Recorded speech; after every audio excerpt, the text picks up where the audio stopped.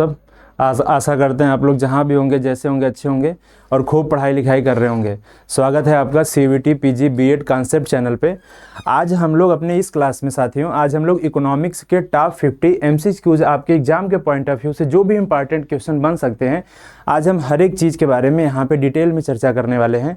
Class start करने से पहले थोड़ी सी चीज़ें मैं आपको समझा दूं बच्चा, कि आज हम लोग जो इस क्लास में कवर करने वाले हैं वो हमारा होने वाला है माइक्रो इकोनॉमिक्स। माइक्रो इकोनॉमिक्स से जितनी सारी क्वेश्चन, मतलब कुछ चैप्टर के जो इंपॉर्टेंट क्वेश्चन जो आपके एग्जाम के पॉइंट ऑफ व्यू से इंपॉर्टेंट है, उन सब के बारे में आज हम डिटेल में संपूर्ण एकदम विस्तार से थोड़ी बहुत चर्चा करेंगे, जो आपके एग्जाम में बहुत मददगार साबित होने वाली है। ठीक है, तो चलिए क्लास को शुरू करते हैं और इकोनॉमिक्स की थोड़ी सी हम लोग जड़ में चलते हैं और एक एक चीज़ों को समझने की वहाँ पे कोशिश करते हैं। ठीक, तो चलिए शुरू करते हैं। सबसे पहला क्वेश्चन रखते हैं, बिना टाइम वेस्ट किए, ज़्यादा इधर उधर की बात बिना किए हुए हम लोग अपने सीधे क्लास में आते हैं और सीधे हम लोग एक एक चीज़ों पे चर्चा करते हैं। पहला क्वेश्चन क्या है, एक बार ध्यान से पढ़िएगा, फिर आगे की चीज़ों के बारे में थोड़ी सी हम चर्चा भी करेंगे।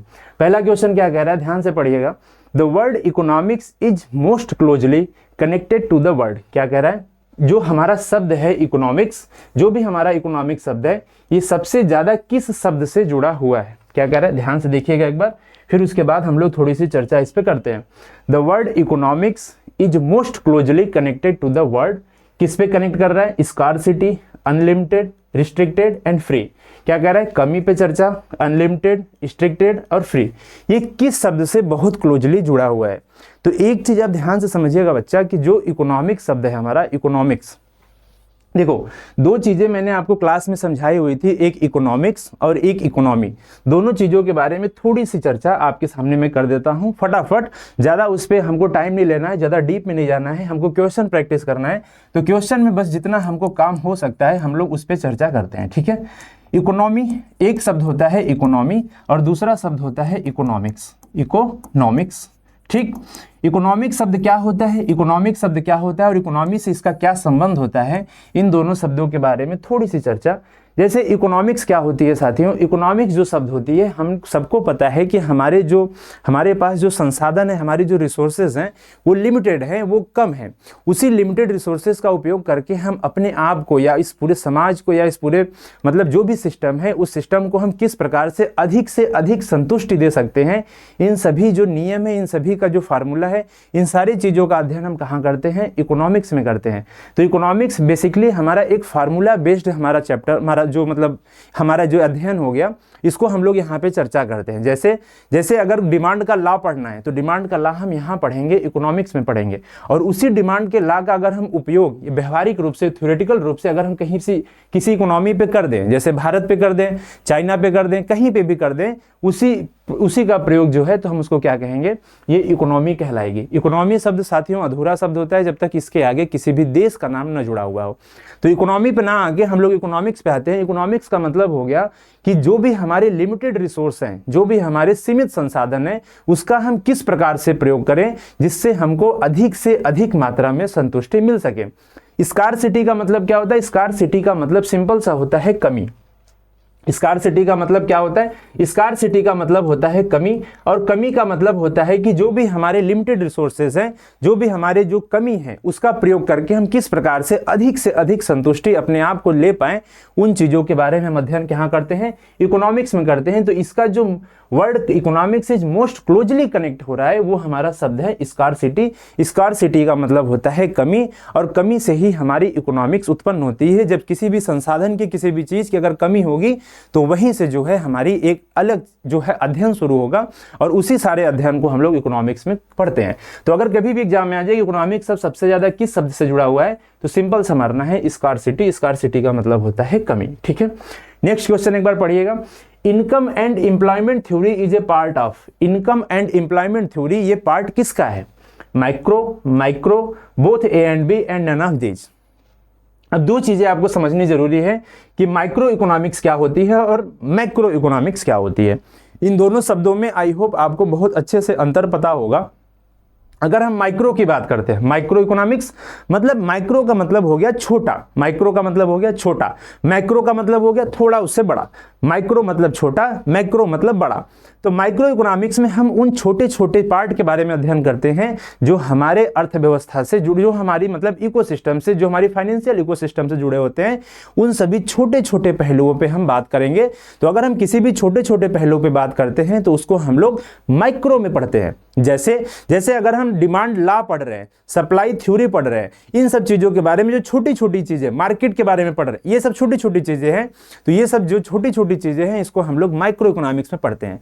बड़ी बड़ी चीज़ें जैसे नेशनल इनकम, राष्ट्र की आय क्या हो सकती है, मतलब अनएम्प्लॉयमेंट क्या हो सकती है, एम्प्लॉयमेंट क्या हो सकती है, ये सब जो सारी चीज़ें पढ़ते हैं, जीडीपी क्या होती है, बड़ी बड़ी चीज़ें जो होती हैं इसको हम लोग कहाँ पढ़ते हैं, मैक्रो इकोनॉमिक्स में पढ़ते हैं। तो माइक्रो शब्द से ही क्लियर हो रहा है, माइक्रो का मतलब होता है छोटा, मैक्रो का मतलब होता है बड़ा।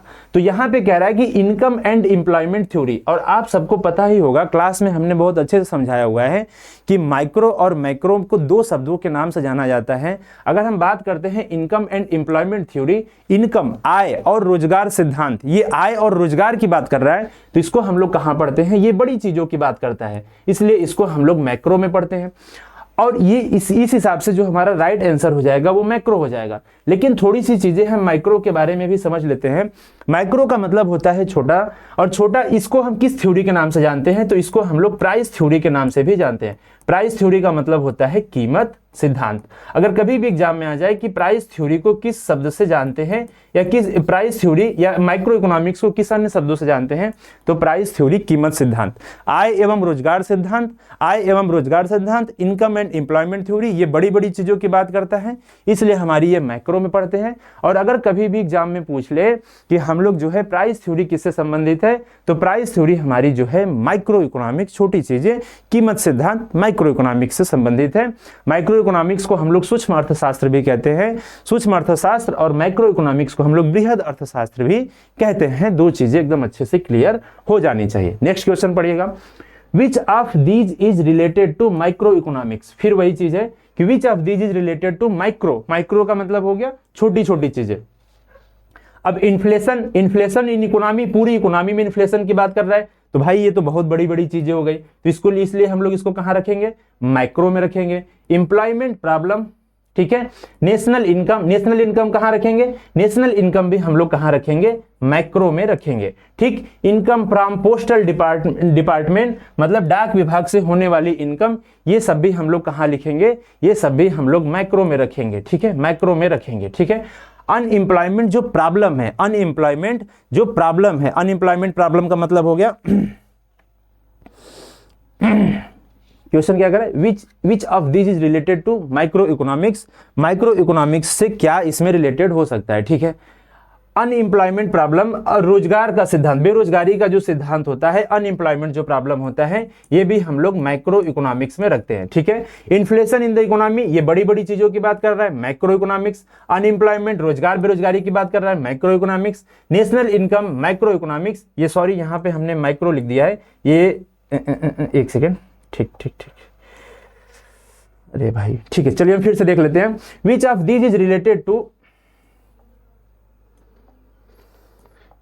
विच of these is related to micro economics. Micro economics मतलब छोटी छोटी इन्फ्लेशन वाली चीजें जो होगी वो मैक्रो में होगी, सिंपल सी बात है, बड़ी बड़ी चीजें हो गई। अनएम्प्लॉयमेंट ये भी मैक्रो में होगी, मैक्रो, मैक्रो बड़ी बड़ी चीजों की बात कर रहे हैं। नेशनल इनकम ये तो भाई मैक्रो का पार्ट ही है, तो इसको हम लोग मैक्रो में रखते हैं। Income from postal department, income from postal department का मतलब होता है डाक विभाग से होने वाली इनकम। यहाँ पे हम डाक विभाग की पर्टिकुलर बात कर रहे हैं, तो एक छोटे से हम डाक विभाग की बात कर रहे हैं। यहाँ पे हम पूरे मतलब विश्व की अर्थव्यवस्था, भारत की अर्थव्यवस्था की बात, बड़ी बड़ी चीजों की बात नहीं कर रहे हैं, छोटी चीजों की बात कर रहे हैं। ये पोस्टल डिपार्टमेंट की सिर्फ इनकम की बात कर रहे हैं, ये पूरे नेशनल की इनकम की बात नहीं कर रहे हैं, एक पोस्टल डिपार्टमेंट की इनकम की बात करते हैं, छोटी छोटी चीजों के बारे में बात करते हैं, इसलिए जो हमारा ये हो जाएगा, ये हो जाएगा माइक्रो, इसलिए हमारा डी जो हो जाएगा इज राइट आंसर। पिछला जो है क्वेश्चन जो हमने मतलब पढ़ रहे थे जिसमें थोड़ा सा मिस्टेक हो गया, ये हमारी सही आंसर हमारा हो जाएगा डी, तीसरा का जो हो जाएगा सही आंसर डी, ठीक है। चलिए नेक्स्ट क्वेश्चन, चौथा क्वेश्चन आपके सामने, थोड़ा सा पढ़िएगा। Micro economics is concerned with, क्या कह रहा है कि माइक्रो इकोनॉमिक्स का संबंध है consumer behaviour, product pricing, factor pricing या ऑल ऑफ दिस। पढ़िएगा ध्यान से कि माइक्रो इकोनॉमिक्स का संबंध किससे है? कंज्यूमर बिहेवियर, प्रोडक्ट के प्राइसिंग से। कंज्यूमर बिहेवियर का मतलब हम छोटे छोटे कंज्यूमर के बारे में अध्ययन करते हैं, इसलिए ये तो पार्ट होगा ही माइक्रो का। बिल्कुल सही बात है, ये तो होगा ही होगा। प्रोडक्ट की प्राइसिंग, यहाँ पे हम किसी भी एक प्रोडक्ट की कीमत की बात करते हैं, छोटे छोटे शब्दों पे ध्यान देते हैं, तो ये भी हमारी माइक्रो के अंतर्गत ही आएगी। फैक्टर ऑफ प्राइसिंग, प्राइसिंग के क्या क्या फैक्टर हो सकते हैं, यहाँ पे भी हम छोटी छोटी चीजों पे बात करेंगे, तो ये भी हमारी माइक्रो के अंतर्गत ही आएगी। तो इसलिए हमारा जो डी हो जाएगा ऑल ऑफ दिस, ये हमारा हो जाएगा एकदम राइट आंसर। ठीक है, 4 हो गया। 5वां क्वेश्चन देखिएगा, which of the following is studied under macro economics. क्या कह रहा है? इनमें से कौन जो है मैक्रो इकोनॉमिक्स के तहत पढ़ाई जाती है। Which of the following is studied under macro economics. यहाँ पे किसकी बात कर रहा है? मैक्रो की बात कर रहा है। अब आई होप आपको माइक्रो और मैक्रो में समझ में आ गया होगा। मैक्रो का मतलब नेशनल इनकम, ठीक है, फुल एम्प्लॉयमेंट, ठीक है, टोटल प्रोडक्शन, ठीक है, तो इसका मतलब हो जाएगा ऑल ऑफ दिस, डी हमारा हो जाएगा राइट आंसर। ये मतलब आसान सा सवाल था जो आई होप आप सबको समझ में आ रहा होगा। कंज्यूमर बिहेवियर किसका अध्ययन है? कंज्यूमर की बिहेवियर की बात कर रहे हैं हम। एक कंज्यूमर की बिहेवियर या किसी भी कंज्यूमर, पूरे मार्केट के कंज्यूमर की बिहेवियर की बात कर रहे हैं, तो अगर हम कंज्यूमर की बिहेवियर की बात करेंगे तो ये हमारा पार्ट होता है माइक्रो का। ठीक है, माइक्रो का मतलब यहाँ पे हम छोटी छोटी कंज्यूमर के अध्ययन की बात कर रहे हैं। हम पूरे मार्केट का अध्ययन अगर हम कर रहे हैं, अगर हम पूरे देश के इकोनॉमी का अध्ययन करते तो ये हमारा हो जाता है माइक्रो। हमें कंज्यूमर छोटी चीजों पे अध्ययन कर रहे हैं तो ये हमारा किस पे हो जाएगा? माइक्रो। माइक्रो का मतलब सूक्ष्म अर्थशास्त्र। सूक्ष्म अर्थशास्त्र से में हम लोग कंज्यूमर के अध्ययन के बारे में समझते हैं। अगला क्वेश्चन हमारा क्या है? ध्यान से देखिएगा। हमारा जो 7वां क्वेश्चन है वो कह रहा है micro economics is also known as income and employment theory. भाई मैक्रो इकोनॉमिक्स कह रहा है, मैक्रो। अच्छा, पिछला सवाल ये रिपीट हो गया है, इनकम एंड एम्प्लॉयमेंट थ्योरी, तो मैक्रो इकोनॉमिक्स बिल्कुल सही बात है। अगर कभी भी एग्जाम में आ जाए प्राइस थ्योरी, तो प्राइस थ्योरी का मतलब हो जाएगा माइक्रो। प्राइस थ्योरी का मतलब हो जाएगा माइक्रो। ये चीजें समझ में आ रही होगी, कहोगे हाँ सर बिल्कुल सही बात है। Economic problem is basically A. क्या कह रहा है? Economic problem is basically A. आर्थिक समस्या असल में क्या है? Problem of consumer choice, A. B क्या कह रहा है? Problem of choice arising due to limited means. C कह रहा है प्रॉब्लम ऑफ फर्म्स चॉइस, या इसमें से कह रहा है none of this. Economic problem आखिर में आर्थिक समस्या क्या होती है? इकोनॉमिक प्रॉब्लम जो होती है वो आखिर में क्या होती है? ध्यान समझिएगा बच्चा। इकोनॉमिक्स जो प्रॉब्लम होती है, जो आर्थिक समस्या होती है, वो हमारी होती है। हमने अभी स्टार्ट में पहला जो क्वेश्चन था स्कार्सिटी का, वहीं पे मैंने आपको समझाया एक चीज़ कि जो हमारी इकोनॉमिक्स की जो मेन प्रॉब्लम है, इकोनॉमिक की जो मेन प्रॉब्लम है वो लिमिटेड रिसोर्सेज का हम किस प्रकार से उपयोग करें जिससे हमको अधिक से अधिक लाभ मिल पाए। तो प्रॉब्लम ऑफ कंज्यूमर चॉइस ये हमारी इकोनॉमिक की प्रॉब्लम नहीं है, ये हमारी अर्थव्यवस्था या अर्थशास्त्र की समस्या नहीं है। ये कंज्यूमर का चॉइस क्या होगा वो एक पार्ट हो सकता है, लेकिन वो उसकी मेन समस्या नहीं है। Problem of firm choice, firm का क्या चॉइस है, ये भी हमारी जो है मेन प्रॉब्लम नहीं हो सकती। लेकिन जो problem of choice arising due to limited means या लिमिटेड रिसोर्सेज के माध्यम से जो समस्या होती है, ये किसी भी अर्थव्यवस्था की मुख्य समस्या होती है। इसलिए बी जो होगा हमारा सीमित साधनों के कारण होने वाली पसंद की समस्या, ये जो बी हमारा हो जाएगा इज राइट आंसर। इसलिए बी हमारा जो हो जाएगा सही हो जाएगा। इकोनॉमिक प्रॉब्लम क्या होती है, आर्थिक समस्या क्या होती है? जो समस्याओं की सीमितता के कारण, जो लिमिटेड रिसोर्सेज का हम लोग, जो उसके कारण जो समस्या उत्पन्न होती है किसी भी इकोनॉमी में, उसको हम लोग कहते हैं मेन इकोनॉमिक प्रॉब्लम। ठीक है, चलिए नेक्स्ट क्वेश्चन देखिएगा। प्रोडक्शन पॉसिबिलिटी कर्व, ये पीपीसी आई होप आपने पढ़ा होगा। पीपीसी क्या होता है? पीपीसी का मतलब होता है production possibility curve. Production possibility curve क्या कह रहा है क्वेश्चन देखिएगा। Production possibility curve is also called formative curve, transformation curve, concave curve या नन ऑफ दिस। इनमें से कहलाए प्रोडक्शन पॉसिबिलिटी कर्व आखिर में क्या होता है? प्रोडक्शन पॉसिबिलिटी कर्व की बात कर रहा है यहाँ पे, तो एक बात ध्यान समझिएगा कि आखिर में पहले एक चीज समझिएगा कि प्रोडक्शन पॉसिबिलिटी कर्व होता क्या है। प्रोडक्शन पॉसिबिलिटी कर्व होता क्या है, थोड़ा सा हम इस पे चर्चा कर लेते हैं, फिर फटाफट आपको चीजें और थोड़ी सी समझ में आ जाएगी, क्योंकि प्रोडक्शन पॉसिबिलिटी कर्व से एग्जाम में क्वेश्चन आपके बन सकता है। तो इस पे थोड़ा चर्चा कर लेते हैं। जैसे मान के चलते हैं कि आपकी इकोनॉमी में 2 प्रकार की वस्तुओं का उत्पादन होता है। मान के चलते हैं 2 प्रकार की इकोनॉमी में वस्तुओं का उत्पादन होता है। एक हमारी प्रकार हो गई, एक हमारी हमारी प्रकार हो गई गन की और दूसरा हमारा प्रकार हो गया बटर का। ठीक है, दो प्रकार के मान लेते हैं, बंदूक भी बन रहा है और बटर भी बन रहा है, और मान के चलते हैं कि ये प्रोडक्शन सिर्फ और सिर्फ दो ही वस्तुओं का इकोनॉमी में हमारे हो रहा है।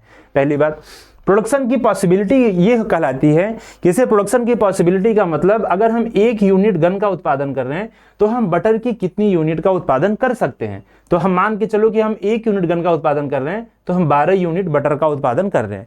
अब हमको गन के उत्पादन को बढ़ाना है, हम अगर गन 2 यूनिट बना रहे हैं तो हमको बटर के उत्पादन को कुछ ना कुछ जो है हमको कम करना पड़ेगा, क्योंकि हमारे पास जो लिमिटेड रिसोर्सेज है, हमारे पास जो रिसोर्स है वो लिमिटेड है। अगर हम यहाँ पे प्रोडक्शन को बढ़ा रहे हैं तो हमको यहाँ की प्रोडक्शन को कम करना पड़ेगा। तो हो सकता है ये 10 हो जाए, अगर हम फिर इसको बढ़ा दें, ये 3 कर दें तो ये हो सकता है 8 हो जाए, अगर हम फिर इसको 4 कर दें तो ये हो सकता है हमारा कितना हो जाए, 6 हो जाए। प्रोडक्शन जो पॉसिबिलिटी होती है, ये प्रोडक्शन पॉसिबिलिटी टेबल है, इसको अगर कर्व के रूप में लिखेंगे तो इसको हम प्रोडक्शन पॉसिबिलिटी कर्व कहते हैं। प्रोडक्शन पॉसिबिलिटी शेड्यूल क्या दिखा रहा है? प्रोडक्शन पॉसिबिलिटी शेड्यूल ये दिखा रहा है कि हमारी इकोनॉमी में जो रिसोर्स लिमिटेड है, हमारी इकोनॉमी में जो संसाधन है वो मतलब लिमिटेड है, अगर इन्हीं लिमिटेड संसाधनों का प्रयोग करके अगर हमको उत्पादन करना होगा तो उत्पादन करने का मतलब कि जो भी रिसोर्स है उसका उत्पादन करके हम 12 यूनिट बटर का और 1 यूनिट गन का उत्पादन कर सकते हैं। लेकिन अगर हमको गन का उत्पादन बढ़ाना होगा तो हमको कुछ ना कुछ बटर का उत्पादन हमको कम करना होगा, क्योंकि हमारे पास जो रिसोर्स है वो लिमिटेड है। यही जो आपको दिखा रहा है, ये सब सारी चीजें आपको प्रोडक्शन की पॉसिबिलिटी, प्रोडक्शन का जो पॉसिबिलिटी हो सकती है, जो उत्पादन की संभावनाएं हो सकती हैं किसी भी इकोनॉमी में, वो आपको जिस टेबल के माध्यम से दिखाया जाए उसको हम लोग प्रोडक्शन पॉसिबिलिटी शेड्यूल कहते हैं। अगर इसी को हम लोग ग्राफिकल रूप में रिप्रेजेंट कर दें तो उसको हम लोग प्रोडक्शन पॉसिबिलिटी कर्व कहते हैं। प्रोडक्शन पॉसिबिलिटी कर्व हमारी क्या होती है? अगर इसी को हम लोग ग्राफिकल रूप में रिप्रेजेंट कर दें, ग्राफिकल रूप में रिप्रेजेंट करने का मतलब अगर हम इसको ग्राफिकल रूप में ऐसे रिप्रेजेंट कर दें, ये हमारी प्रोडक्शन पॉसिबिलिटी कर्व होगी, ये हमारी होगी प्रोडक्शन पॉसिबिलिटी कर्व। और ये प्रोडक्शन पॉसिबिलिटी कर्व इन्हीं से बना हुआ है, इसी को हम लोग कहते हैं प्रोडक्शन पॉसिबिलिटी कर्व। एक चीज ध्यान से समझिएगा कि प्रोडक्शन जो पॉसिबिलिटी कर्व है हमारी, ये कैसी होती है, अगर थोड़ा सा इस पे चर्चा कर लें तो प्रोडक्शन पॉसिबिलिटी कर्व का मतलब होता है कि ये हमारी अपवर्ड, मतलब ये जो है हमारी ऊपर से नीचे की ओर, अपवर्ड टू डाउनवर्ड ये मूव करती है। पहली बात, ऊपर से नीचे की ओर झुकी हुई होती है, पहली बात। दूसरी बात ये जो होती है, ये हमारी कॉनकेव टू ओरिजिन होती है। ये आपको क्या दिख रहा है? कॉनकेव टू ओरिजिन, मतलब ये ओरिजिन पे क्या होती है? कॉनकेव होती है, कॉनकेव टू ओरिजिन होती है। पीपीसी कैसी होती है? ये कॉनकेव टू ओरिजिन होती है। ठीक है, कभी कभी एग्जाम में आ जाता है कि क्या पीपीसी स्ट्रेट लाइन भी हो सकती है? क्या पीपीसी जो है स्ट्रेट लाइन भी हो सकती है? बिल्कुल हो सकती है स्ट्रेट लाइन। स्ट्रेट लाइन कब हो सकती है? जब ये मतलब कि जितना यूनिट यहाँ पे घट रहा है, अगर उतना यूनिट यहाँ पे बढ़ रहा है, या जितना यूनिट यहाँ पे कम मतलब बढ़ रहा है उतना यूनिट अगर यहाँ पे कम हो रहा है, तो ये हमारी क्या हो सकती है? ये स्ट्रेट लाइन भी हो सकती है। ठीक है, तो मूलतः हमारी जो पीपीसी कर्व होती है, अगर कभी भी एग्जाम में आ जाए कि पीपीसी कर्व कैसी हो सकती है, तो पीपीसी कर्व हमारी कॉनकेव टू ओरिजिन होती है। और पीपीसी कर्व जो है हमारी किससे निकलती है? तो पीपीसी कर्व जो है हमारी स्ट्रेट लाइन भी हो सकती है। और ये प्रोडक्शन पॉसिबिलिटी शेड्यूल से हमारी प्रोडक्शन पॉसिबिलिटी कर्व जो है निकलती है। ये दो चीजें आपको दिमाग में रखनी है, पहली बात। अब दूसरी चीज, एक चीज और समझ लेते हैं। हम लोग यहाँ पे क्या देख रहे हैं? हम लोग यहाँ पे ये देख रहे हैं कि अगर 1 यूनिट गन का उत्पादन बढ़ा रहे हैं तो हमारी बटर के उत्पादन में 2 यूनिट की कमी करनी पड़ रही है। मतलब 2 यूनिट की कमी करने के बाद उसका जो ट्रांसफार्म हो रहा है, जो उस संसाधन का ट्रांसफार्म हो रहा है, उस संसाधन का जो रूपांतरण हो रहा है, वो 1 यूनिट गन के रूप में हो रहा है। तो इसलिए इसको हम लोग ट्रांसफॉर्मेशन कर्व भी कहते हैं। क्यों? क्योंकि ये जो संसाधन यहाँ पे 2 यूनिट का बचा हुआ है, वही संसाधन का प्रयोग करके हम 1 यूनिट गन का उत्पादन अधिक कर पा रहे हैं। तो इसलिए इसको हम लोग ट्रांसफॉर्मेशन कर्व भी कहते हैं। अगर कभी भी एग्जाम में आ जाए कि ट्रांसफॉर्मेशन कर्व किसे कहते हैं, ट्रांसफॉर्मेशन कर्व किसे कहते हैं, तो ट्रांसफॉर्मेशन जो कर्व होती है उसको हम लोग पीपीसी कर्व को ही ट्रांसफॉर्मेशन कर्व कहते हैं। क्योंकि यहाँ पे ये संसाधनों का क्या किया जाता है? संसाधनों को ट्रांसफॉर्म किया जाता है, संसाधनों का जो है रूपांतरण किया जाता है, इसलिए इसको हम लोग ट्रांसफॉर्मेशन कर्व भी कहते हैं। क्वेश्चन पे आइएगा, क्वेश्चन जो है हम लोग क्या कह रहा है? Production possibility curve is also called, यहाँ पे हम लोगों के सामने है formation curve, transformation curve, concave curve, none of this. तो मैंने आपको बताया कि ट्रांसफॉर्मेशन कर्व अगर कहीं भी आ जाए तो इसको हम लोग पीपीसी के रूप में कहते हैं ट्रांसफॉर्मेशन कर्व। ट्रांसफॉर्मेशन का मतलब क्या होता है? यहाँ पे क्या होता है, एक वस्तु का दूसरी वस्तु में ट्रांसफॉर्म होता है, इसलिए इसको हम लोग ट्रांसफॉर्मेशन कर्व भी कहते हैं। ठीक है, नेक्स्ट क्वेश्चन देखिएगा। नेक्स्ट क्वेश्चन देखिएगा, नेक्स्ट क्वेश्चन क्या कर रहा है, which of the following is not a central problem of economy. देखो अब यहाँ पे एक क्वेश्चन आपके सामने ये आ रहा है कि हमारी जो अर्थव्यवस्था है या अर्थशास्त्र है, अर्थव्यवस्था के सामने जो हमारी मुख्य समस्या, जो मुख्य केंद्रीय समस्याएं हैं, जो मेन सेंट्रल प्रॉब्लम है, वो आखिर में क्या हो सकती हैं। तो मेन जो सेंट्रल प्रॉब्लम होगी, जो मुख्य आर्थिक समस्या होगी, वो हमारे सामने 3 मुख्य समस्या होती है। क्या उत्पादन करना है, कितना उत्पादन करना है, और जो भी उत्पादन किए हैं उसका आखिर में मूल्य क्या होगा। ये 3 जो हमारे मेन इकोनॉमी प्रॉब्लम होते हैं, what to produce, how to produce, और जो भी हम लोग प्रोड्यूस किए हैं उसका प्राइस क्या होगा। ये तीनों जो हमारे होते हैं, ये हमारे मेन सेंट्रल प्रॉब्लम किसी भी इकोनॉमी के होते हैं। तो यही चीजें यहाँ पे कह रही है, which of the following is not, यहाँ पे कह रही है कि इसमें से कौन जो है आपके सेंट्रल प्रॉब्लम इकोनॉमी की नहीं है। हाउ टू प्रोड्यूस, ये तो है, व्हाट टू प्रोड्यूस, ये तो है, होम टू प्रोड्यूस, किसके लिए उत्पादन करना है, ये भी हो सकता है, लेकिन व्हेन टू प्रोड्यूस, कब उत्पादन करना है, ये हमारी इकोनॉमी का मेन प्रॉब्लम नहीं है। तो हमारी इकोनॉमी का मेन प्रॉब्लम होगा what to produce, how to produce और होम टू प्रोड्यूस। ये 3 इकोनॉमी के प्रॉब्लम हो सकते हैं। व्हाट टू प्रोड्यूस का मतलब हमको जो है कौन सी वस्तुओं का उत्पादन करना है, कैपिटल गुड्स का उत्पादन करें कि हम लोग जो है कंज्यूमर गुड्स का उत्पादन करें, ये यहाँ पे डिपेंड करता है। अगर जैसी अर्थव्यवस्था होगी उसी प्रकार से हम लोग उस वस्तुओं का उत्पादन करते हैं। How to produce, how to produce का मतलब होगा हम लोग जो उत्पादन कर रहे हैं वो किस प्रकार से करें। किस प्रकार से मतलब कि हम लोग जो वस्तुओं का उत्पादन कर रहे हैं, हम लोग उसमें मतलब कि लेबर इंटेंसिव होना चाहिए, मतलब जो लेबर का प्रयोग करके ज़्यादा से ज़्यादा उत्पादन हो, कि टेक्नोलॉजी का प्रयोग करके ज़्यादा से ज़्यादा उत्पादन हो, ये उस इकोनॉमी के ऊपर डिपेंड करता है। तो ये भी हम लोग यहाँ पे, ये हमारी मेन समस्या है कि हम लोग किस जो है किसको बेस बना के, टेक्नोलॉजी को कि लेबर को बेस बना के उत्पादन करें। इसलिए हाउ टू प्रोड्यूस भी एक मेन समस्या होगी। For whom to produce, whom to produce का मतलब हम लोग किसके लिए उत्पादन करें। किसके लिए उत्पादन करें का मतलब हम लोग गरीब वर्ग को फोकस करें, हम लोग अमीर वर्ग को फोकस करें, कि हम लोग जो है मिडिल क्लास को फोकस करें। ये एक उत्पादक वर्ग के सामने ये 3 समस्याएं होती हैं। इन्हीं तीनों समस्याओं को ध्यान में रखिए कोई भी उत्पादक वर्ग जो है अपने प्रोडक्शन को करता है। ठीक है, तो ये 3 समस्याएं होंगी किसी भी इकोनॉमी की। अगर कभी भी एग्जाम में आ जाए तो इसमें आपको कभी भी घबराना नहीं है। क्वेश्चन पढ़िएगा, अगला question, production possibility curve will shift to right when there is an, क्या कह रहा है, प्रोडक्शन पॉसिबिलिटी कर्व जो है दाईं ओर शिफ्ट होगा जब क्या होगा, advancement of technology for the production of commodity, increase in available of resources, decrease in availability of resources, या नन ऑफ दीज। 3 ऑप्शन आपके, 4 ऑप्शन आपके सामने हैं। आपको अब इनमें से एक आंसर सही आपको चूज करना है। तो मैंने आपको बताया कि प्रोडक्शन पॉसिबिलिटी जो कर्व होती है ये हमारी कॉन्केव टू ओरिजिन होती है। पहली बात, प्रोडक्शन पॉसिबिलिटी कर्व जो है हमारी मूव भी करती है। प्रोडक्शन पॉसिबिलिटी कर्व जो है ये राइट वर्ड या लेफ्ट वर्ड मूव करती है। प्रोडक्शन पॉसिबिलिटी कर्व जो है हमारी राइट वर्ड भी मूव कर सकती है और हमारी लेफ्ट वर्ड भी मूव कर सकती है। जब ये राइट वर्ड मूव करेगी इसका मतलब सिंपल सा यही हो गया कि हमारी जो रिसोर्सेज हैं, देखो प्रोडक्शन पॉसिबिलिटी कर्व जो बढ़ने का मतलब हो गया, राइट वर्ड मूव करने का मतलब हो गया कि हमारी जो प्रोडक्शन की पॉसिबिलिटी है वो अब ज़्यादा हो रही है। प्रोडक्शन की पॉसिबिलिटी जो है वो ज़्यादा हो रही है। प्रोडक्शन की पॉसिबिलिटी ज़्यादा कब होगी, जब हमारे रिसोर्स बढ़ेंगे। तो जब ये इंक्रीज कर रहा है, मतलब कि जब ये राइट में जा रहा है, जब ये राइट में जा रहा है, जब ये राइट वर्ड में जा रहा है, राइट में मूव कर रहा है, तो इसका मतलब क्या हो रहा है, इंक्रीजमेंट किस में, रिसोर्सेज में। रिसोर्सेज में क्या हो रही है, रिसोर्सेज में इंक्रीज हो रही है। अगर ये लेफ्ट में मूव कर रहा है, अगर ये लेफ्ट में मूव कर रहा है, इसका मतलब क्या हो गया कि ये क्या हो रहा है, डिक्रीज कर रहा है। किस में, रिसोर्सेज में। रिसोर्सेज में क्या कर रहा है, ये डिक्रीज कर रहा है। तो ये दोनों चीजें आपको थोड़ा सा दिमाग में याद रखना होगा।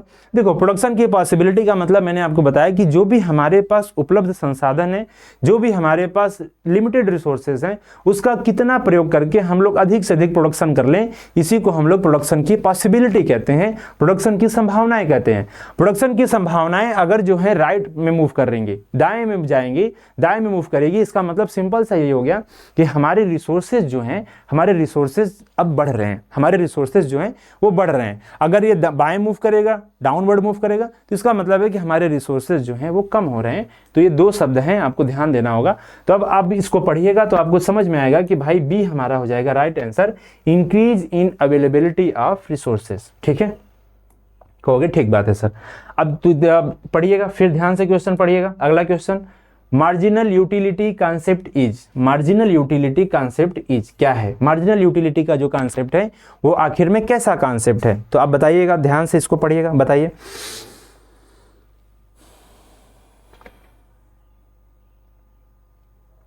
Marginal utility is concept of, देखो मार्जिनल यूटिलिटी का मतलब क्या होता है, मार्जिनल यूटिलिटी का मतलब क्या होता है एक बार ध्यान से समझिएगा। मार्जिनल यूटिलिटी, टोटल यूटिलिटी और जो है आप लोगों ने यूटिलिटी, ये तीन चीज़ों के बारे में अच्छे से पढ़ा होगा, आई होप आपने पढ़ा होगा। मार्जिनल यूटिलिटी क्या होता है, टोटल यूटिलिटी क्या होता है एंड यूटिलिटी क्या होती है, इन तीनों चीज़ों के बारे में आपने पढ़ा होगा। क्वेश्चन पढ़िएगा, मार्जिनल यूटिलिटी इज कॉन्सेप्ट, कैसा कॉन्सेप्ट है, cardinal, ordinal, both and B and none of these.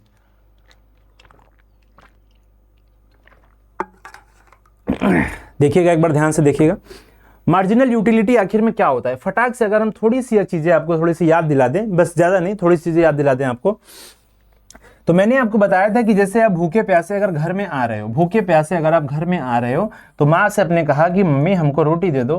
Mummy ने अगर आपको खाने के लिए लेके आया, तो जब आपकी मम्मी पहली रोटी लेके आएंगी तो उसके लिए जो यूटिलिटी होगी, उसके लिए जो यूटिलिटी होगी वो मान के चलते हैं 10 यूनिट की यूटिलिटी होगी। एक रोटी खाए लेकिन इतना तेज भूख लगा था आपको 10 रोटी के बराबर उसकी उपयोगिता समझ में आ रही थी। दूसरी रोटी खाओगे तो यूटिलिटी कम होगी भाई, क्योंकि अब पेट भर रहा है। तीसरी रोटी खाओगे फिर यूटिलिटी कम होगी, चौथी रोटी खाओगे फिर यूटिलिटी, पांचवी रोटी खाओगे कम होगी, और छठी रोटी खाओगे तो एक समय आएगा कि आपके सामने अब रोटी खाने की जरूरत है ही नहीं, अब जीरो उपयोगिता है। कहोगे भाई पड़ी है पड़ी रहने दो, हमको उससे कोई लेना देना नहीं है, अब पेट भर चुका है भाई, अब क्या करेंगे रोटी। अब ये छठी रोटी की उपयोगिता आपके लिए क्या हो गई, आपके लिए जीरो हो गई। सातवीं रोटी आएगा, अब डांट के भगा दोगे कि भाई अब ले जाओ, हमको अब नहीं खाना है, या आप उसको कहोगे कि भाई हटा दो मेरे आँख के सामने से, उसकी उपयोगिता आपके लिए क्या हो जाएगी, अब माइनस में चली जाएगी। आठवीं रोटी खाओगे और माइनस में चली जाएगी। तो आप ये देख रहे हो कि जैसे जैसे हम किसी भी चीज़ों का उपभोग करने लगते हैं, जैसे जैसे हम किसी भी चीज़ों का जो है हम लोग उपभोग करने लगते हैं, कंज्यूम करने लगते हैं, वैसे वैसे उसकी उपयोगिता, यूटिलिटी भी हमारे समझ में उसकी कम होने लगती है, पहली बात। दूसरी बात, हम लोग मार्जिनल यूटिलिटी का कॉन्सेप्ट पढ़े थे, नहीं मार्जिनल यूटिलिटी पे आने से पहले थोड़ा सा हम टोटल यूटिलिटी समझते हैं। टोटल यूटिलिटी क्या होती है, टोटल यूटिलिटी हम बस इन्हीं सबको ऐड करते जाते हैं। जैसे इसके समझ में 10, फिर 10 में 8 जोड़ दिया 18 हो गया, फिर 18 में 6 जोड़ दिया 24 हो गया, 24 में 4 जोड़ दिया 28 हो गया, 28 में 2 जोड़ दिया 30 हो गया, 30 में 0 जोड़ा 30 हो गया, 30 में -2 अब फिर 28 हो गया, अब फिर यहाँ पे हो गया 26। 30 में से 2 हो गया 28, 28 में से 4 गया हो जाएगा 24। ठीक है, अब आप यहाँ पे क्या देख रहे हो, अब यहाँ पे टोटल यूटिलिटी से आप क्या समझ पे आ रहा है कि जैसे जैसे टोटल यूटिलिटी बढ़ती जा रही है, बढ़ती जा रही है, बढ़ती जा रही है, बढ़ती जा रही है, लेकिन एक समय आया कि टोटल यूटिलिटी आपकी कांस्टेंट हो गई। तो टोटल यूटिलिटी जहाँ पे आपकी मैक्सिमम है वहाँ पे आपकी यूटिलिटी क्या है, जीरो है। अब फिर एक समय आया कि फिर टोटल यूटिलिटी आपकी कम होने लगी। मार्जिनल यूटिलिटी का मतलब होता है कि इन्हीं में से हम इसको घटाते चलते हैं। जैसे पहले का मार्जिनल यूटिलिटी 10 हो गया, दूसरे का 8 हो गया, तीसरे का 6 हो गया, फिर ये कितना हो गया 4 हो गया, फिर ये कितना हो गया 2 हो गया, फिर ये 0 हो गया, ये -2 -4, ये ऐसे ऐसे बढ़ रहा है। यहाँ पे आप क्या देख रहे हो, एक चीज ध्यान से देखिएगा कि मार्जिनल यूटिलिटी जैसे जैसे कम हो रही है वैसे वैसे टोटल यूटिलिटी आपकी बढ़ती जा रही है। मतलब मार्जिनल यूटिलिटी जैसे जैसे आपकी कम हो रही है, टोटल यूटिलिटी आपकी बढ़ती जा रही है, पहली बात। जैसे जैसे मार्जिनल यूटिलिटी आपकी मैक्सिमम पे पहुंचती है, जब आपकी मार्जिनल टोटल यूटिलिटी जब आपकी मैक्सिमम पे पहुंचती है तो आपकी देखते हैं मार्जिनल यूटिलिटी आपकी क्या हो जाती है, शून्य हो जाती है। और जैसे जैसे मार्जिनल यूटिलिटी माइनस में चलने लगती है, टोटल यूटिलिटी आपकी क्या होने लगती है, कम होने लगती है। मतलब आप एक चीज यहां से देखिएगा कि ये अगर आपकी मार्जिनल यूटिलिटी है, मार्जिनल यूटिलिटी 10 8 6 4 2 0 0 यहाँ आया, 0 के बाद -2 -4 जा रहा है। लेकिन ये जैसे जैसे कम हो रहा था वैसे वैसे टोटल यूटिलिटी आपकी लगातार बढ़ रही थी। जैसे जब यहाँ पे 0 पहुंचा तो ये टोटल यूटिलिटी अपने मैक्सिमम पॉइंट पे था, जब ये 0 पे था ये मार्जिनल यूटिलिटी है और ये टोटल यूटिलिटी है, कंफ्यूज मत होइएगा। जब मार्जिनल यूटिलिटी 0 पे पहुंचा तो टोटल यूटिलिटी एकदम मैक्सिमम था, और जब ये निगेटिव जाने लगा तो फिर ये क्या होने लगा, गिरने लगा। तो ये हमारी मार्जिनल यूटिलिटी और टोटल यूटिलिटी में संबंध होती है। अब यहाँ से थोड़ी चीजें आसान हो जाएगी आपको समझना। Marginal utility is concept of cardinal, ordinal, both A and B and none of this. Cardinal का मतलब होता है जिसको हम लोग मेजर कर सकते हैं, जिसको हम लोग काउंट कर सकते हैं। ऑर्डिनल का मतलब होता है जिसको हम लोग ऑर्डर में लगा सकते हैं, जिसको हम लोग क्रम में लगा सकते हैं। तो मार्जिनल यूटिलिटी यहाँ तो हम काउंट करते हैं ना, पिछले वाले यूनिट से अगले वाले यूनिट को हम लोग घटा करके उसकी जो है वैल्यू को निकालते हैं, जिसको हम लोग काउंट करते हैं, इसकी हम लोग मेजरमेंट करते हैं। तो इसलिए हमारी कैसी अप्रोच हो जाएगी, कार्डिनल अप्रोच हो जाएगी। आर्डिनल का मतलब होता है जहाँ पे हम लोग व्यवहारिक रूप से जिस भाषा को प्रयोग करके उसको क्रम को अधिसूचित करते हैं, उसको हम लोग आर्डिनल अप्रोच कहते हैं। तो यहाँ पे आर्डिनल ना होकर यहाँ पे क्या हो जाएगा, कार्डिनल हो जाएगा। ठीक है, कहोगे ठीक बात है सर, बिल्कुल सही बात है। नेक्स्ट देखिएगा, total utility is maximum then marginal utility is. अभी हमने दिखाया कि जब टोटल यूटिलिटी मैक्सिमम होगा तो मार्जिनल यूटिलिटी आपकी क्या हो जाएगी, जीरो हो जाएगी। वो अभी हमने एग्जांपल से पीछे देखा हुआ है। इनडिफरेंस कर्व क्या होती है, indifference curve is convex to origin, concave to origin, both A and B and none of each. देखो पीपीसी अभी हमने समझा, प्रोडक्शन पॉसिबिलिटी जो कर्व होती है ये हमारी क्या होती है, कॉनकेव टू ओरिजिन। क्या होती है, कॉनकेव टू ओरिजिन। ठीक है, इनडिफरेंस जो कर्व होती है, इनडिफरेंस कर्व जो होती है ये हमारी होती है कन्वेक्स टू ओरिजिन। क्या होती है, कॉनकेव नहीं, कन्वेक्स होती है। क्या होती है, कन्वेक्स टू ओरिजिन होती है। क्या होती है, कन्वेक्स टू ओरिजिन। तो अगर कभी भी एग्जाम में आता है कि इनडिफरेंस कर्व, आईसी कर्व जो होती है वो क्या होती है, तो आईसी कर्व को आपको सीधा मारना है convex to origin. Indifference curve क्या होती है, क्लास में हमने बहुत अच्छे से पढ़ाया हुआ था आपको।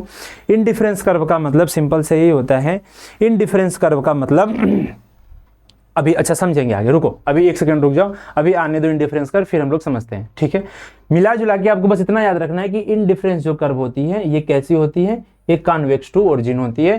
पीपीसी कभी भी आ जाए तो पीपीसी को बताना है कॉनकेव टू ओरिजिन होती है। ठीक है, चलिए नेक्स्ट क्वेश्चन देखिएगा। Consumer surplus is based on, consumer का जो सरप्लस होता है ये किस पे बेस्ड होता है, कंज्यूमर का जो सरप्लस होता है ये किस पर आधारित होता है, diminishing marginal utility, law of demand, indifference curve approach या नन ऑफ दिस। बताइएगा, बताइएगा कि कंज्यूमर का जो सरप्लस होता है वो किस पे बेस्ड होता है, कंज्यूमर का जो सरप्लस होता है वो किस पे बेस्ड होता है। देखो एक चीज समझिएगा कि जैसे जैसे मार्जिनल यूटिलिटी, जैसे जैसे मार्जिनल यूटिलिटी आपकी डिमनाइजिंग होने लगती है, जैसे जैसे मार्जिनल यूटिलिटी आपकी कम होने लगती है, कंज्यूमर को जो है और अधिक, जैसे हमने आपको क्या बताया, 1 रोटी आया था तो मार्जिनल यूटिलिटी आपकी कितनी थी, 10 की थी। 2 रोटी आया, मार्जिनल यूटिलिटी 8 हो गई। 3 रोटी आया, मार्जिनल यूटिलिटी 6 हो गई। 4था रोटी आया, मार्जिनल यूटिलिटी जो है 4 हो गई। इस प्रकार से मार्जिनल यूटिलिटी जो है आपकी लगातार किसी भी वस्तु के लिए खत्म, मतलब कम होने लगती है। ठीक है, तो जैसे जैसे मार्जिनल यूटिलिटी आपके लिए कम होने लगती है वैसे वैसे कंज्यूमर का जो रोटी की मात्रा है वो कंज्यूमर का जो सरप्लस होने लगता है। रोटी जितनी बढ़ती जाएगी उतनी मार्जिनल यूटिलिटी आपकी जो है कम होने लगेगी। तो जैसे जैसे कंज्यूमर सरप्लस होता जाएगा वैसे वैसे उसकी मार्जिनल यूटिलिटी क्या होने लगेगी, डिमिनाइजिंग होने लगेगी। तो डिक्रीज या डिमिनाइजिंग मार्जिनल यूटिलिटी क्या होती है, कंज्यूमर सरप्लस इस पे बेस्ड होती है। जैसे जैसे कंज्यूमर सरप्लस करता जाएगा वैसे वैसे जो है आपकी क्या हो जाएगी, डिमिनाइजिंग मार्जिनल यूटिलिटी होती जाएगी। नेक्स्ट देखिएगा, नेक्स्ट 16वां क्वेश्चन देखिएगा। Cardinal concept of utility is given by, cardinal concept of utility is given by, जो कार्डिनल कॉन्सेप्ट ऑफ यूटिलिटी है वो किसके द्वारा दिया गया। तो कार्डिनल कॉन्सेप्ट ऑफ यूटिलिटी आपको अच्छे से ध्यान रखना है, कार्डिनल वाला जो यूटिलिटी है कॉन्सेप्ट है वो मार्शल द्वारा दिया गया है और जो आर्डिनल वाला है वो हिग्स द्वारा दिया गया है। ये दोनों चीजें आपके दिमाग में रहनी चाहिए। कार्डिनल और आर्डिनल क्या होती है दोनों आप समझ चुके होंगे। तो कार्डिनल वाला अगर कभी भी पूछ दिया तो कार्डिनल वाला मार्शल, और आर्डिनल वाला अगर कभी पूछ दिया तो वो हिग्स द्वारा दिया गया था। ये दोनों बातें आपको याद रखनी है।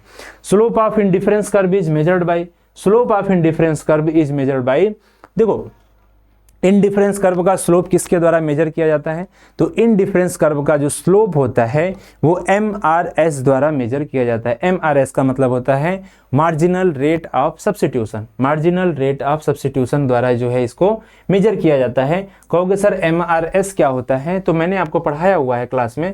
MRS marginal rate of substitution का मतलब होता है कि जो भी आपने सेक्रीफाइस किया है, जो भी आपने सेक्रीफाइस्ड किया है और जो भी आपने गेन किया है उसका जो अनुपात होता है उसको हम लोग क्या कहते हैं, MRS। MRS का मतलब होता है कि जो भी आपने सेक्रीफाइस किया है, जो भी आपने त्याग किया है उसका टोटल, और जो भी आपने जो है गेन किया है उसका टोटल, अगर इन दोनों के टोटल को हम लोग डिवाइड कर दें तो हम लोग क्या निकल के आ जाएगा, वो हमारा आ जाएगा हमारा marginal utility marginal rate of substitution. इसको हम लोग MRS के नाम से जानते हैं। MRS बराबर क्या होगा कि total of goods sacrificed upon total of goods gain. अगर इन दोनों का अनुपात हम निकालते हैं तो ये दोनों का अनुपात हमारा क्या हो जाएगा, हमारा जो हो जाएगा MRS। और MRS पे ही हमारा इनडिफरेंस कर्व बेस्ड होता है।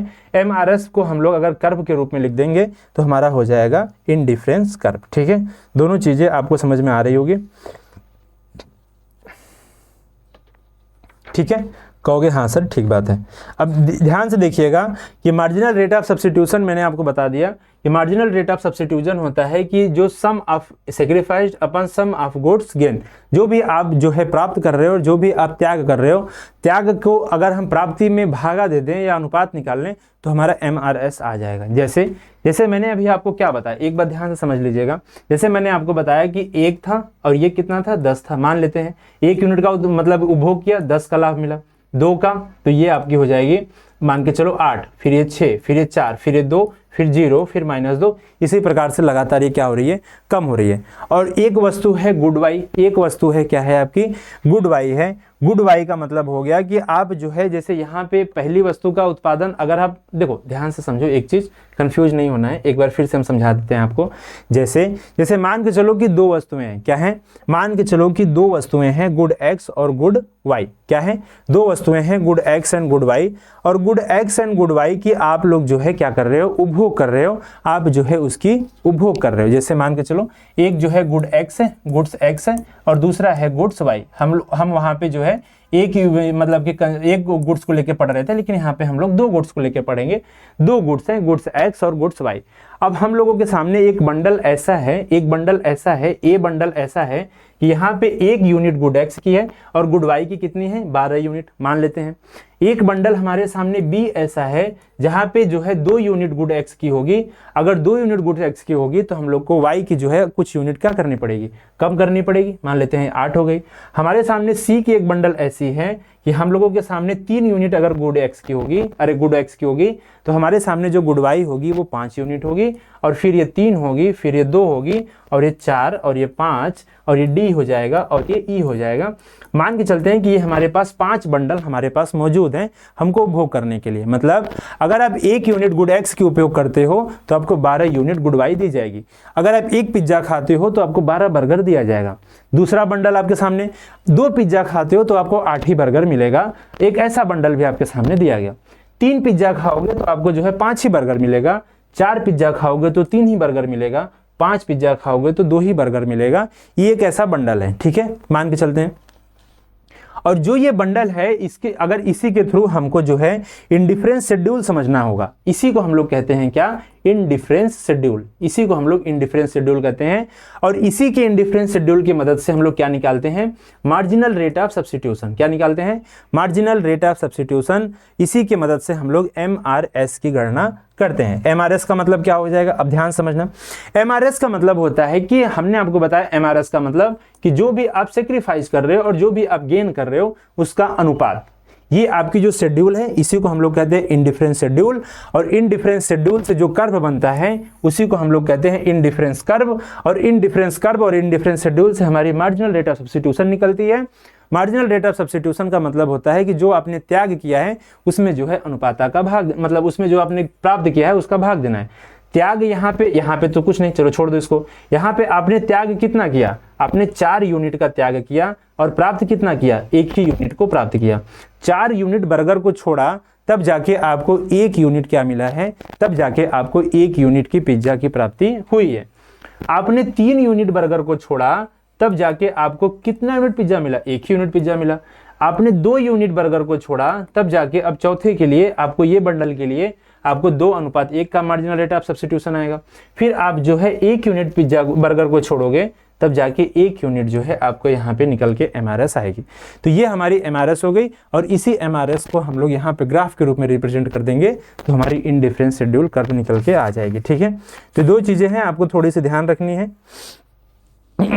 तो इंडिफरेंस कर्व जो शेड्यूल होती है वो किसके थ्रू निकलती है, तो इंडिफरेंस जो कर्व शेड्यूल होती है वो MRS के थ्रू निकलती है। ये यहाँ पे एकदम अच्छे से लिखा गया है, तो इसको आप लोग थोड़ा ध्यान रखिएगा, ठीक। Indifference curve always slope downward from left to right, slope upward from left to right, parallel Y axis, X axis. मैंने आपको बताया इंडिफरेंस कर्व होती है ये downwards from left to right होती है।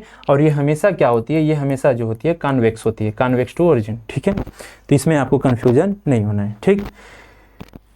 नेक्स्ट क्वेश्चन देखिएगा, where budget line and indifference curve are tangent then point is consumer equilibrium point because MRS is greater than price ratio, MRS is less than price ratio, MRS बराबर price ratio and none of these. Budget line और indifference curve दोनों, budget line और indifference curve जो है दोनों जो है क्या कर रहे हैं, एक दूसरे को काट रहे हैं। इसका मतलब हो गया कि MRS जो है आपका प्राइस रेशियो के बराबर है। ठीक है, MRS जो हो जाएगा वो प्राइस रेशियो के बराबर हो जाएगा। इसमें थोड़ा सा भी डाउट आपको नहीं होना चाहिए। नेक्स्ट क्वेश्चन देखिएगा।